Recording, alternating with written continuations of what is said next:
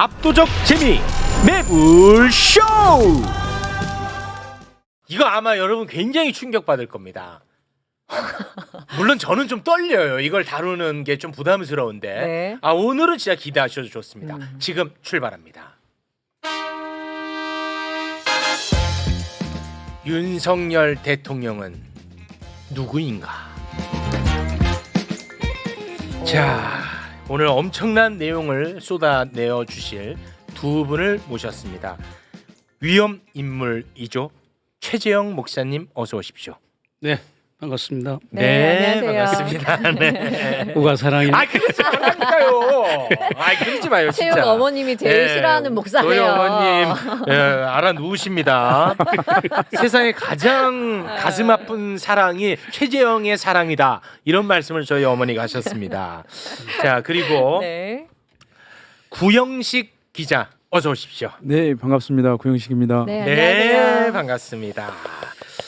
자, 일단 딱 짧게 하나만 또 계속 여쭤보는데, 네, 그 디올백, 네, 계속 여쭤보는데도 보도가 계속 나오니까 네. 디올백 검찰이 종결 처리하는 걸로 가는 것 같아요. 그렇습니다. 예, 그런 것 같습니다. 그런데 검찰에서는 최재형 목사가 준 디올백이 검찰이 확보한 디올백이 맞다로 이제 가는 것 같습니다. 그런데 우리 목사님은 계속해서 주장을 하고 있지 않습니까? 내가 준 디올백인지 아닌지 그거를 확인할 수 있는 표식이 있다. 1초만 딱 보면은 확인 가능하다. 이런 말씀하셨는데 그건 유효한 주장이죠, 아직도. 그렇습니다. 오늘도 우리 변호사한테 강력하게 내가 요청했어요. 빨리 검찰 측에 정중하게 요청하고 공식적으로 요청해서 최재형 목사 혹은 이명수 기자 두 사람 다 이제 입회하에 네, 검찰청 출입 기자들 앞에서 네, 공식적으로 확인하자라고 제가 요청을 했는데 네. 검찰은 자꾸 이상한 걸로 그렇지. 뭐 이렇게 수포가 있다든지 뭐 똑딱이 단추에 뭐 이렇게 똑딱이 단추 이렇게 끈끈이를 뗐다가 붙였거든요. 우리가 저기 살 때 처음에 이명수 기자가 이걸 떼어도 되는 줄 알고 그것만 가지고 지금 이렇게 집요하게 얘기하고 그걸 얘기하고 있어요. 네, 그것만 얘기하고 그 제품 번호 그다음에 시리얼 넘버 여기에 대해서는 함구하고 있죠. 왜냐하면 그거는 찍으면 바코드가 있기 때문에 바로 저희가 가지고 있는 영수증으로 넘어가거든요. 그러니까 그거는 지금 없는 겁니다. 저는 100% 확신하고.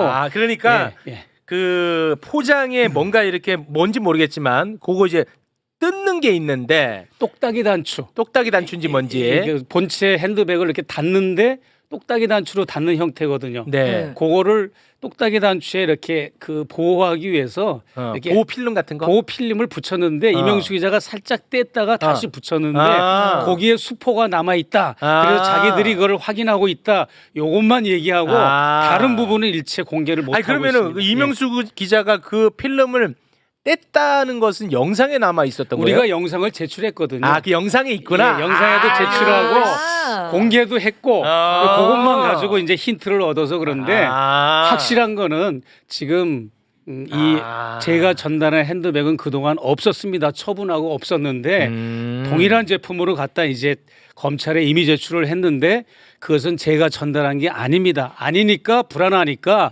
경매에 붙여서 맞습니다. 국고에 현금으로 귀속한다는 이런 궤변을 늘어났거든요. 그렇습니다. 생각해 보십시오.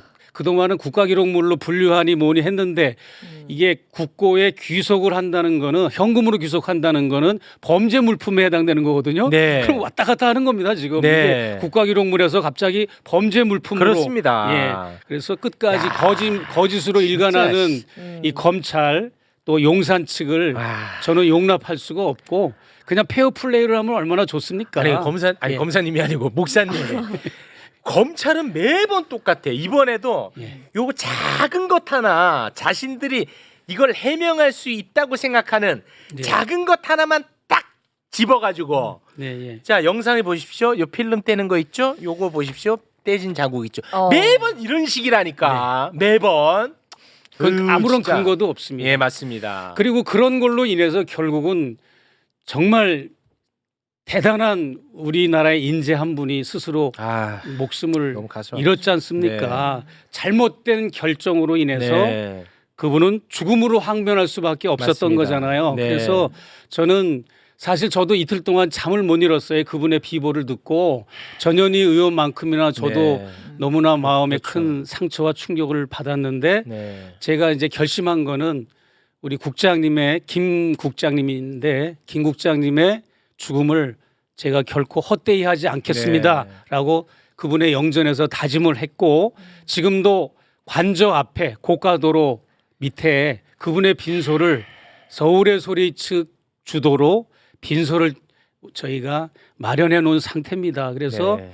이분의 죽음이 결코 헛되지 않도록 이 디올백 사건은 명명백백하게 네. 국민들한테 한 점 의혹 없도록 저도 이 돌아가신 김 국장님을 대신해서 네. 열심히 규명하고 싸우도록 하겠습니다. 알겠습니다. 네. 굉장히 좀 이상한 응원이긴 한데요. 네. 우리 목사님은 절대 약해지면 안 됩니다. 네. 힘내십시오. 네. 감사합니다. 네.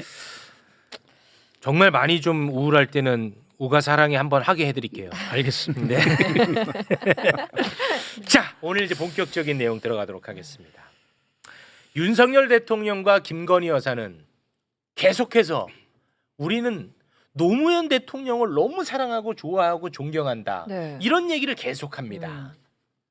근데 그것이 과연 진실일까요? 그리고 그런 얘기는 왜 할까요? 이런 거에 대한 민낯 오늘 다 드러납니다. 오늘 엄청난 진실의 문이 열립니다. 그 진실의 문을 열 두 분이 나와 주신 건데요. 일단 최재형 목사와 김건희 여사가 나눈 카톡에도 네. 노무현 대통령에 대한 이름을 계속 거론하고 이야기를 하거든요. 네. 그 카톡 잠깐 좀 띄워주시겠습니까?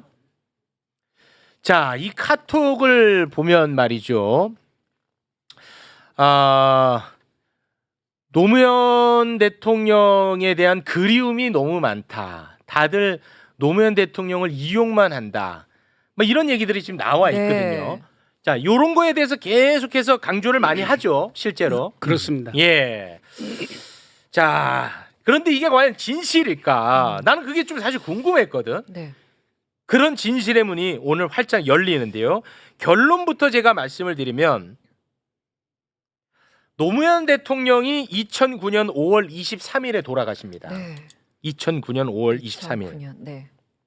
그러면서 노무현 대통령 본인은 물론 가족과 관련된 사건은 그냥 다 종결 처리가 돼요. 네.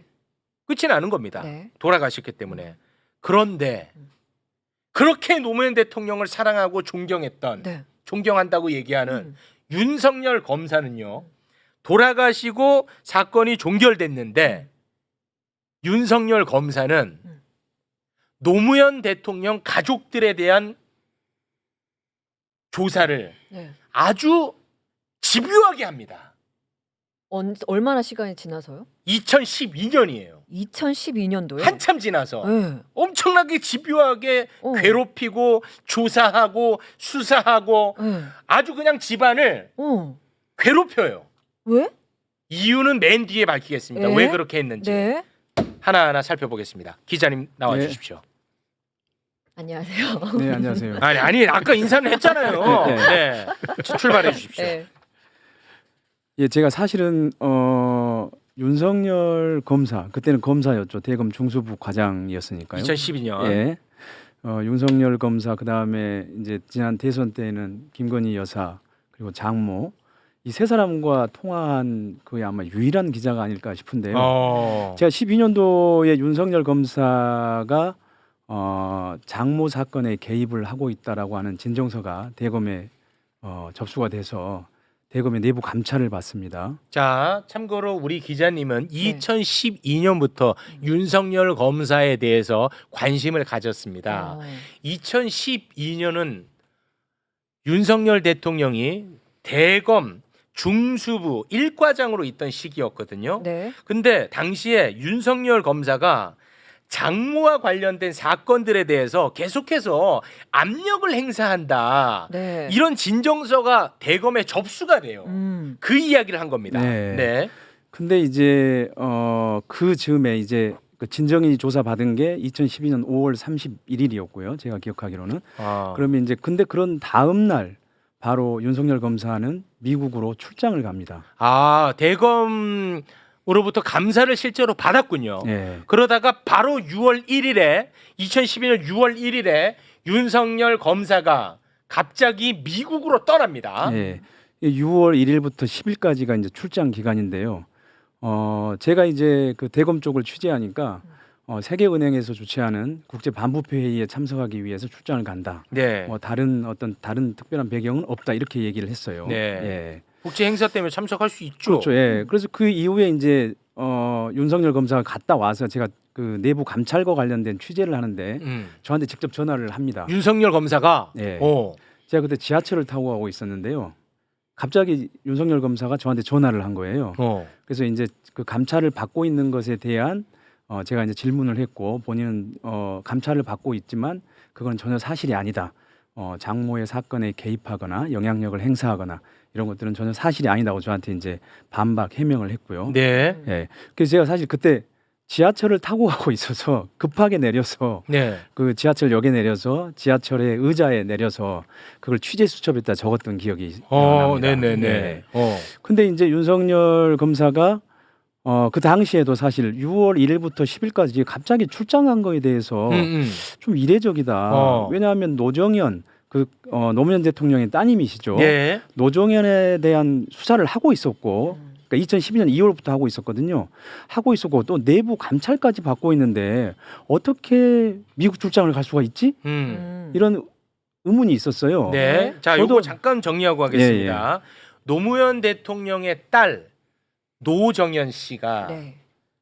박연차 전 태광실업 회장으로부터 미국 아파트 매입 자금을 받았다라는 당시의 의혹이 있었어요. 네. 근데 노무현 대통령의 서거 이후 이 건들은 다 종결 처리가 됐어요.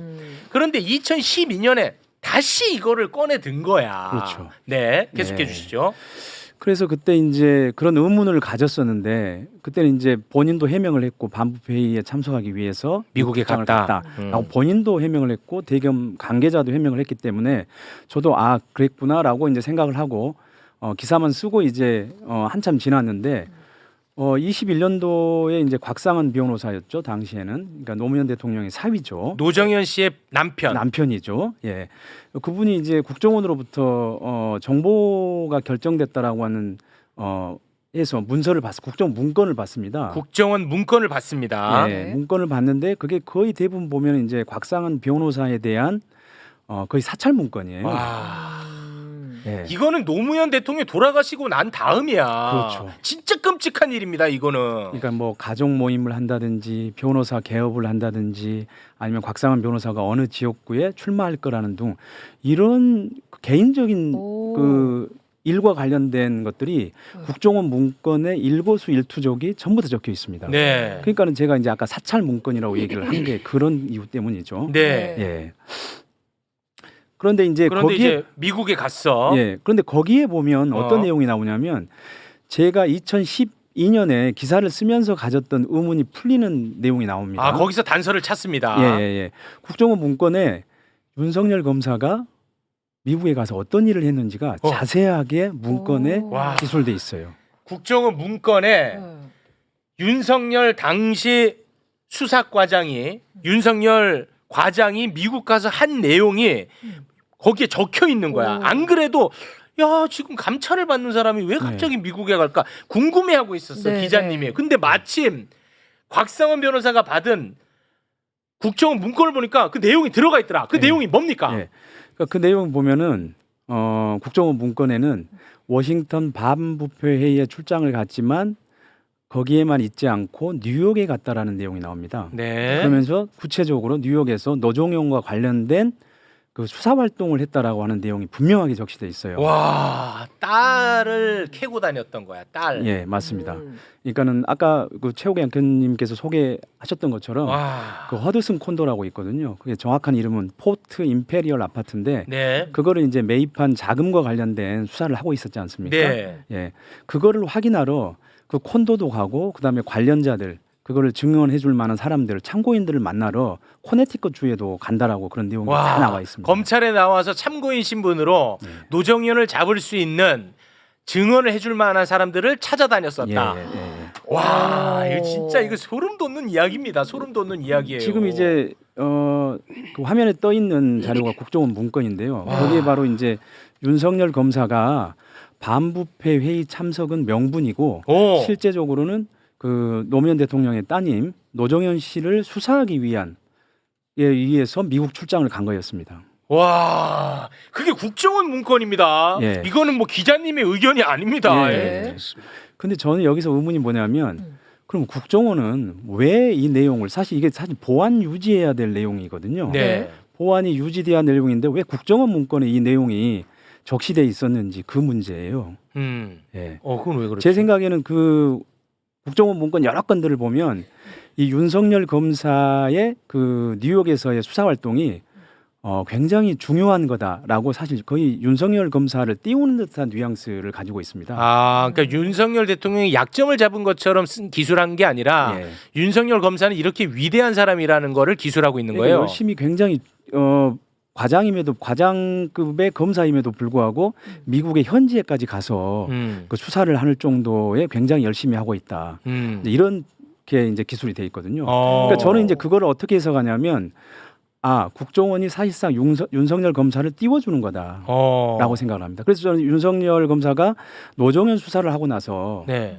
2012년 7월달에 인사가 있었는데요. 그때 네. 서울중앙지검 특수 1부장이 됩니다. 승진을 하죠. 감찰 대상자가 예. 갑자기 승진을 해. 예. 그러니까 저는 이제 국정원이 그렇게 문건을 써서 사실 뭐 국정원의 문건들은 사실 이제 청와대에도 갈 수 있고 그다음에 검찰에도 그 내용들이 사실 전달될 수 있는 문건들 내용인데 네. 저는 그런 것들의 활동을 통해서 윤석열 검사가 서울중앙지검 특수 1부장으로 승진할 수 있었다 이렇게 보고 있습니다. 그러니까 노무현 대통령 관련한 수사, 딸과 관련한 수사는 서거함에 따라서 이게 다 종결 처리됐는데 네. 그럼에도 불구하고 윤석열 검사가 이 건을 다시 열심히 심지어 미국까지 가서 수사했던 이유는 그 감찰로부터 벗어날 수 있고 그렇죠. 그리고 인정받아서 승승장구할 수 있는 길을 그 수사로 잡았던 건 아니겠느냐 맞습니다. 이런 의심을 하는 겁니다. 네, 그러니까 거의 뭐 위기 탈출하기 위한 한 수가 바로 노정현 씨에 관련된 미국 현지 수사였던 겁니다.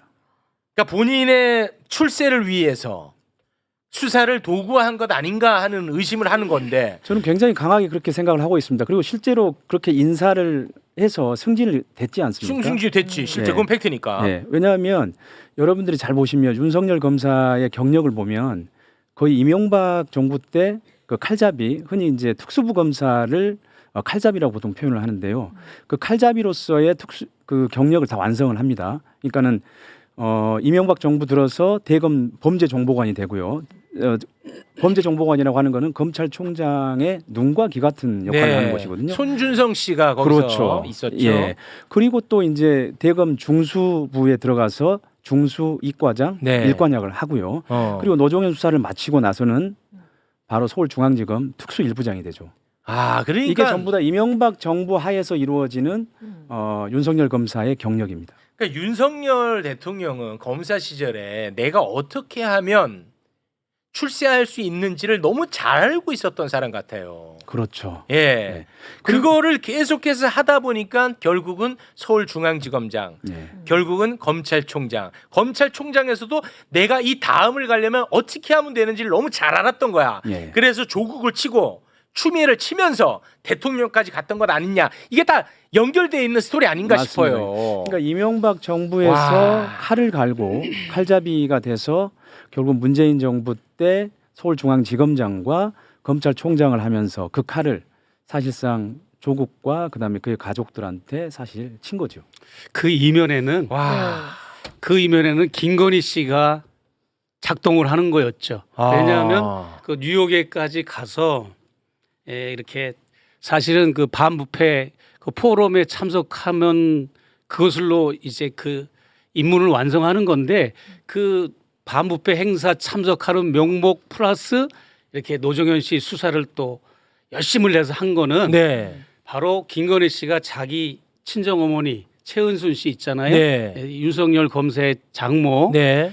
그분의 이제 사건이 있어가지고 거기에 대한 압력 행사 의혹으로 아마 대검 감찰 그 대상자가 됐었죠. 대상자가 돼가지고 네. 거기에서 위기 탈출을 하려는 의도로 네. 김건희 씨가 이렇게 이런 옆에서 방법을 제시했었을 것이다. 그렇게 저는 그렇게 추론하지는 않고 그리고 확증합니다. 왜냐하면 이런 일이 있었습니다. 이게 많이 가려진 얘기인데 김건희 여사가 이제 대통령에 당선되고 나서 영부인의 공식 활동을 시작했잖아요. 네. 그때 서울 경찰청에서 김건희 여사를 호위하는 경찰청 있잖아요. 김건희 여사의 승용차가 시내를 어디 일정을 가면은 양쪽에서 사이카나 뭐 이렇게 그 경호 겸 이렇게 보디가드하는 그 차량 행렬이 서울 경찰청 소속입니다. 이 서울 경찰청에서 자기들의 홈페이지에 뭐라고 매일매일 일지를 썼는가 하면 여사의 일정의 100%는 아니고 어떤 항목 일정에는 김건희 여사의 자기 정치라고 써놨어요. 자기 정치. 그래가지고 내가 여기 그 뉴스타파에도 제보를 해가지고 뉴스타파가 그걸 특집 보도도 했어요. 김건희 여사의 자기 정치라고. 그러니까 경찰이 정직한 겁니다. 경찰의 눈에 봤을 때도 여사가 자기 정치를 하고 있는 거야. 그래가지고 홈페이지에 경찰청 홈페이지에 그걸 올려놔가지고 뉴스타파가 공개를 하니까 그 다음 날 바로 그 경찰청 홈페이지에서 그게 싹 삭제가 되고 지금까지 올려지지 않고 있는데 뭐냐면 김건희 여사는 대단한 정치적 감각을 가지고 있고 그때부터 평검사 그다음에 과장 남편이 과장의 그 직책을 갖출 때부터 거의 대권 야욕을 갖고 옆에서 취임새를 놓고 자박 견인하고 토잉하고 그다음에 여러 가지 그 외부적인 역학적인 여건들을 만들어 가는데 굉장히 내조 내지 외조를 한 거죠 사실. 자 윤석열 당시 중수부 1과장이 노정현 씨 수사를 했다는 사실, 그것 때문에 미국을 갔다는 사실 아는 사람이 없습니다. 몰랐어요. 그런데 김건희 여사는 그 관련한 거를 다 알고 있었던 것 같아요. 12페이지 카톡을 좀 올려주시겠습니까? 12페이지 중에 오른쪽 카톡만 올려주시면 됩니다. 자, 이 카톡 최재형 목사랑 나눈 카톡인데요. 자, 보세요. 김건희 여사가 최재형 목사에게 하는 얘기입니다. 남편이, 다시 말해 윤석열 대통령이죠. 남편이 노정현 수사를 했는데 사실상 다 덮었어요. 이런 얘기를 합니다. 와. 이런 얘기를 나눴고 제가 1차 접견 때도 이런 얘기를 좀 나눴는데요. 사실 그 윤석열 검사는 사실 이 검사로서 이제 그 직책을 완수했지만 매일같이 이제 집에서 이렇게 나누는 대화 있지 않습니까? 당신 오늘 출근하면 이런 일을 하면 좋겠어. 이 정도까지는 됐다고 저는 봐지고요. 진짜 수렴 청정 수준이 아니죠, 뭐. 그 수준을 넘어선다고 보시는 거죠. 그렇죠. 네. 그러니까 그것이 2012년부터 그 플랜은 작동했을 것이다. 이렇게 보고 계시는 입장입니다. 그렇습니다. 네. 그리고 실제로 대검 감찰에서 걸려가지고 장모 때문에 거기 돌파구가 없었어요. 그래서 그 감찰이 어떻게 됐어요? 당연히 감찰을 받았고요. 제가 알고 있기로는 그 감찰 때문에 징계를 받은 걸로 알고 있으나 본인은 그것 때문에 징계받지 않았다. 다른 건 때문에 징계받았다 이렇게 주장하고요. 실제 관보에는 다른 건으로 징계받은 걸로 그렇게 나와 있는 것 같습니다. 관보에는 그 달리 나와 있군요. 그러니까 그 진실 여부는 아직 알 수가 없네요. 왜냐하면은 징계를 사실 받았으면 그게 이제 관보에 게재가 되거든요. 검사들 같은 경우에는. 근데 그 부분이 다른 부분으로 돼 있어요. 그러니까 거기에 어떤 과정에서 다른 어떤 것들이 작동해서 그렇게 된 건지는 더 취재를 해봐야 되겠지만 어쨌든 간에 이제 본인도 그렇고 실제적인 그 자료상으로도 그 내부 감찰, 그러니까는 장모의 사건에 영향력을 행사했다라고 하는 외압 의혹에 대한 건 때문에 징계받지는 않은 걸로 그렇게 나와 있습니다. 아니 근데 우리 기자님은 왜 2012년에 윤석열 검사에 주목한 거예요? 그때 사실은 제가 이제 정대택 씨를 처음 만났습니다. 장모와 관련 있는 그분. 그래서 사실 이제 지난 대선 때에 나왔던 얘기들의 상당 부분을 이미 12년도에 이미 들었고요. 기자님은 12년에 그거 알고 있었어요? 12년도에 거의 다 들었고요. 그리고 이제 그때는 사실 만약에 그런 그 대선 때에 쓸 법한 기사를 12년도에 만약에 썼다면 아마 데스크에 통과도 안 됐을 거고요. 사람들 믿지도 않았을 겁니다. 아. 그래서 그때 이제 확실한 건 뭐냐면 당시에 검찰이 노종현 수사를 하고 있었고 그다음에 이제 그 노종현 수사를 하는 검사가 윤석열 검사인데 와. 윤석열 검사가 장모 사건 영향력 행사 의혹으로 진정이 접수가 돼서 내부 감찰을 받고 있다. 이건 사실이었거든요. 네. 본인도 인정을 그건 했고 팩트입니다. 대검도 인정을 했고 네. 그래서 일단 가장 확실한 팩트였던 그 내부 감찰 사건부터 기사부터 다시 썼던 겁니다. 와, 야 진짜 소름 돋는다 진짜. 저하고 케미가 제일 잘 맞아요. 그러니까 이 디올백 사건을 서울의 소리 말고 가장 많이 세상에 알린 분이 우리 구 기자님이에요. 아 그러니까 그래요? 저를 오마이뉴스에서 가장 많이 출연을 해가지고 네. 가장 아주 내재적 접근으로 아. 질문을 만들어서 이걸 세상에 알리게 한 역할을 구 기자님이 아 해주셨는데 그랬어요? 이번에 제가 검찰 소환을 여러 번 당했잖아요. 네. 검사가 저를 취조한 내용이 구 기자님이 오마이뉴스에서 절 질문한 걸 그대로 카피해서 했더라고. 아예 화면 캡처까지 해가지고 저한테 질문을 하는 거예요. 그 정도로 구 기자님의 질문이 굉장히 크레딧이 높았어요. 와. 예, 그래서 이 사건에 대한 맥락도 가장 정확하게 이해를 하고 있고 오. 그 배경이나 히스토리도 전체를 다 꿰뚫고 있는 거죠. 그래서 굉장히 저하고 케미도 아니, 잘 그, 맞고. 그 기자님 그러면은 그 뭐 2017년 뭐 2019년 뭐 그 당시에 서울중앙지검장 예. 그리고 검찰총장 이럴 때도 그러면 기자님은 거기에 대한 문제 제기를 예. 했었나요? 예, 맞습니다. 아 했었어요. 제가 그때 하필 문재인 정부 청와대 출입 기자였는데요. 어. 예, 그때 이제 서울중앙지검장까지 임명될 때는 이제 17년도에 이제 취임 직후에 인사가 있었고요. 네. 그때까지는 어쨌든 국정원 댓글 공작 사건 때문에 고생을 했으니 서울중앙지검장 정도까지는 제가 인사가 될 수 있다라고 봤는데 아. 2019년도에 검찰총장에 임명한다는 얘기가 나왔어요. 유력하다는 얘기가. 네네네. 그래서 저는 이거는 도저히 있을 수가 없다. 검찰총장에 임명하는 거는 저는 청와대 관계자들 만나서도 절대 그 윤석열 검사를 검찰총장에 임명하면 안 된다고 그렇게 얘기를 했거든요. 아. 그리고 이미 여러 가지가 있습니다. 그러니까 제가 아까 얘기했던 이명박 정부에서 칼잡이로서의 경력을 완성한 부분, 아. 그거 하나만으로도 저는 사실 윤석열 검사를 검찰총장으로 문재인 정부의 검찰총장으로 임명하면 안 됐다고 봅니다. 와. 네. 아, 이런 분이 계셨네. 아니 그 어디서 거기 계셨던 거야 나는 이분을 또 처음 알았네. 그러니까 모두가 속은 겁니다. 그러니까 와. 이 윤석열 총장 임명될 때 조국 전 장관도 속고 문 대통령도 속고 모두 속은 거죠. 이 정의롭고 올바른 검찰총장 후보자로 다들 속은 거죠. 와. 그래서 저는 뭐냐면 그 노정현 씨 수사를 했다라고 하는 거는 이미 12년도 2월 달부터 했기 때문에 이거는 이미 알려진 사실이거든요. 그러니까 당연히 문재인 대통령도 그걸 알았을 거고 문재인 정부의 참모들도 그 정도의 사실은 다 알고 있었을 겁니다.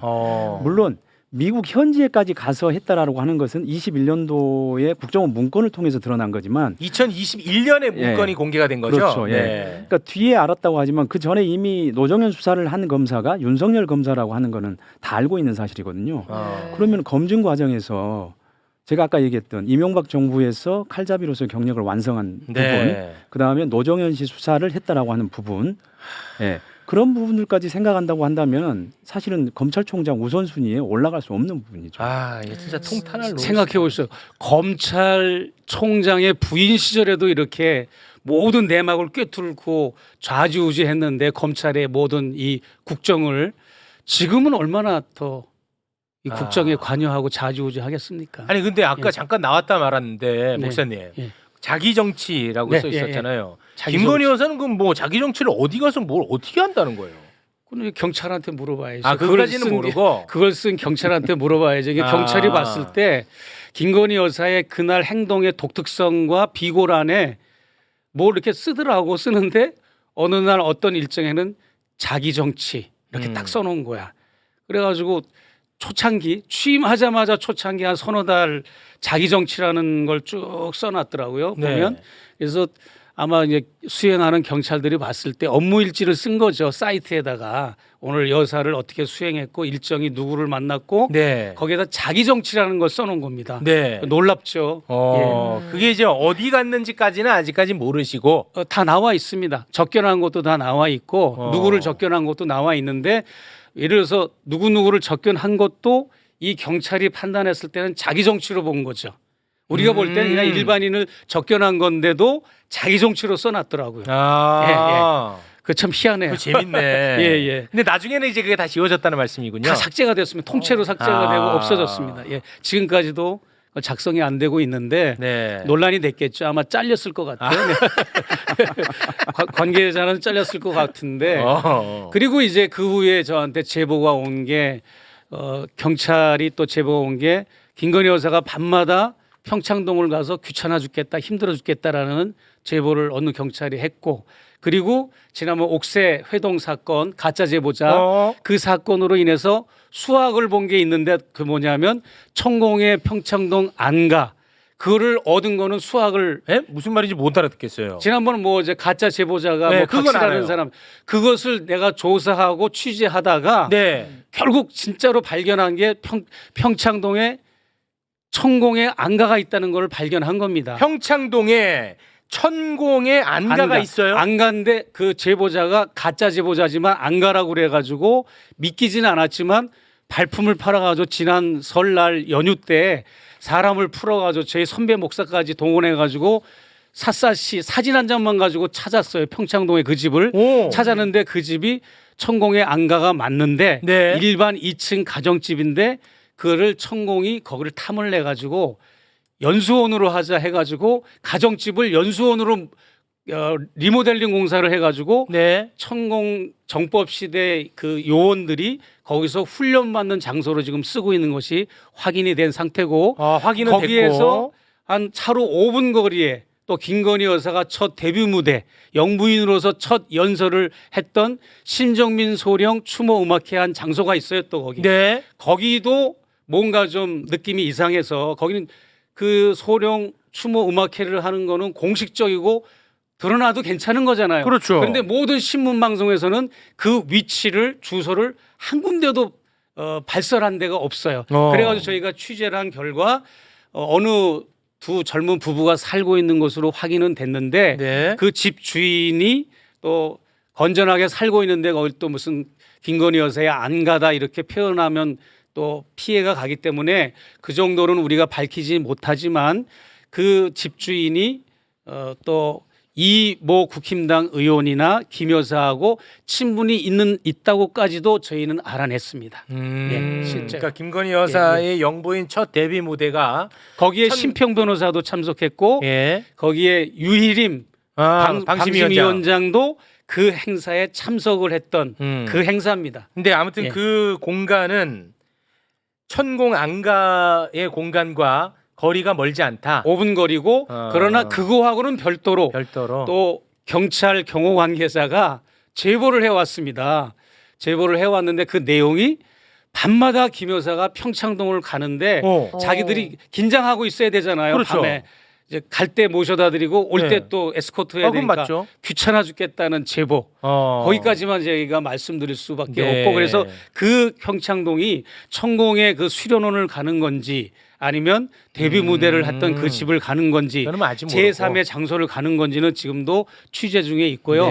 그런 수학이 있었다는 거 말씀을 드립니다. 알겠습니다. 경찰들도 귀찮아 죽겠는 거야. 알겠습니다. 여기저기 막 제보하고 그러잖아요. 지금도 저는 제보를 받고 있습니다. 왜냐하면 결정적인 내부 고발자나 제보자들이 정말 큰 기여를 할 수 있거든요. 그렇기 때문에 최재형 목사 TV에 들어가시면 제 연락처나 이메일 주소가 있습니다. 글로 제보를 해주시면 제가 관계돼 있는 그런 어떤 방송사나 언론인, 기자들, 탐사 매체하고 연대해가지고 이렇게 공론화하고 많은 취재를 하도록 하겠습니다. 네, 알겠습니다. 자, 노무현 대통령이 2009년에 돌아가시고 수사가 모든 것이 종결 처리됐는데 노무현 대통령을 그렇게 사랑한다고 했던 윤석열 검사는 2012년에 본인의 위험으로부터 탈피하기 위해서인지 뭔진 모르겠지만 갑자기 또 노무현 대통령 가족들을 수사하게 됩니다. 그 사실을 우리가 알고 나서 다시 그 카톡을 좀 보도록 하겠습니다. 2페이지에 가운데 카톡을 좀 올려주시겠습니까? 자, 김건희 여사가 이렇게 얘기하지 않습니까? 노무현 대통령의 연설을 외울 정도로 늘 틀어놓아요. 그렇게 윤석열 검사와 네. 윤석열 부인 김건희 여사는 노무현 대통령을 매번 입에 올린다고 지금도 그랬는데 알고 봤더니 미국까지 가서 그 조사를 했어. 네. 그러니까는 소름이지 이거는. 네. 2012년 2월인가 3월달에 이제 윤석열 검사가 김건희 여사와 결혼을 했고요. 그러니까 이제 그 결혼을 한 이후부터 한 3, 4개월 뒤에 미국 출장까지 가면서 노종현 씨 수사를 하고 있습니다. 근데 당시에는 아마 제가 알고 있고 노종현 씨가 아마 임신 중 출산 중을 했을 겁니다. 그러니까 굉장히 어려운 상황에서 수사를 받았고요. 그리고 검찰은 고작 6개월을 구형했어요. 징역 6개월을. 그러니까는 뉴욕까지 가서 수사를 하고도 구형량은 6개월이죠. 원래는 사실 이게 외환거래법 위반 혐의이기 때문에 이제 외사부에서 보통 이제 수사를 하게 되는데 이게 특별하게 대검 중수부에서 수사를 하거든요. 그 이유는 사실 이제 노무현 대통령의 딸이기 때문이라고 저는 이제 생각을 당연히 하는 거죠. 대검 네. 중수부에서 하는 이유가. 예. 야, 근데 그 미국에서 그 조사할 때 그 수사의 목적으로 미국에 입국한 건 아니잖아요. 당연하죠. 그렇잖아요. 예. 그러면 그 FBI 협조 없이 그런 행위를 하고 돌아다니는 거 그 불법 아닙니까? 네, 불법입니다. 이건 사실은 원래 이렇게 수사를 하려면 검사가 수사기관을 대표해서 검사가 그 해외에 가서 수사를 할 때는 사전에 그 해당국의 수사기관과 수사협조 협의를 한 다음에 뭐 그렇겠죠. 예, 수사를 허락받고 사실 해야 되는 거거든요. 네. 근데 이거는 사실상 거의 그 보안 유지를 위해서도 그렇고 거의 비밀리에 수사를 한 거거든요. 네. 그러니까 이거는 이제 현지법에도 저촉이 되고 아, 만약에 FBI가 알았다고 한다면 아마 강력하게 항의를 한국 정부에 했을 겁니다. 와, 진짜 무서워. 뭐 코네티컷주에 무슨 저 카지노, 와. 호텔도 둘러보고 뭐 아파트도 둘러보고 뭐 그냥 참고인이 될 만한 사람들 다 만나고 그 소름 끼치는 이중적인 행동을 했으면서 가장 노무현 파리를 많이 한 게 윤석열 대선 후보자와 김건희 씨였었죠. 맞습니다. 그러니까 심지어는 그 연예인 유재석 씨 그 일행들이 대선 후보 유력한 후보자들을 놓고 노래를 부르게 하는 그런 순서도 있었잖아요. 그때 그 저기 노무현 추모곡 불렀잖아요. 가수 이승철의 그런 사람 또 없습니다. 그거를 저기 윤석열 후보가 네. 불렀다고요. 그 유재석 씨는 없었어요. 아 그런가요? 네네, 유재석 씨는 없었어요. 그 하여튼 네. 모르겠고 하여튼 예. 그 노래를 불렀고 또 뭐 이제 뭐 가는 데마다 뭐 맞아. 자기는 뭐 노무현 좋아한다. 맞아. 노무현 정신을 계승하고 싶다 하는데 노무현 정신의 그 가치와 그 정신은 하나도 실현하지 못하고 적용하지 못하는 이 부부가 네. 윤석열 부부가 아닌가 싶습니다. 와. 노무현 파리 그만하십시오. 네. 아, 진짜 소름 돋는다. 소름 돋아 어. 이거는. 와. 그래서 제가 이 카톡 대화를 하면서도 와. 저 역시도 소름이 돋았습니다. 아, 그죠? 예, 저는 알면서 아니까 이런 대화를 꺼내고 아. 주거니 받거니 하는 거 아닙니까? 예. 그러니까 아, 맥락과 흐름과 역사를 다 알고 계셨고. 조국 사태에 관한 거, 유시민에 관한 거, 문재인 대통령에 관한 거 이 알고 있지만 이 김건희 씨는 얼마만큼 자기 남편을 수렴청정하는지 얼마만큼 이거를 인지하고 어느 정도로 이 사람은 이것을 어떤 관점에 이런 걸로 인지를 하고 있는가 이게 내가 궁금했거든요. 그러면 책으로 쓰자까지 유도를 했죠. 책을 쓰자. 당신이 억울한 게 많다면서 줄리 의혹 아니라고 그러면 줄리가 아니면 책으로 쓰자. 내가 책을 10권 이상을 쓴 사람인데 얼마나 좀 잘 쓰냐. 씁시다. 뭐 이러면서 내가 이제 쭉 질문을 했던 거죠. 네. 야, 그때 대선 때 뭐 우리 부인 다시 말해 김건희 여사는 정치 하나도 모른다 뭐 이런 얘기를 했던 것 같은데 이 카톡 보면은 남편이 노정현 수사를 했는데 사실상 다 덮었어요. 난 이 다 덮었어요가 소름 끼치는 거예요. 얼마나 내막을 잘 알고 있으면 이런 표현을 합니까?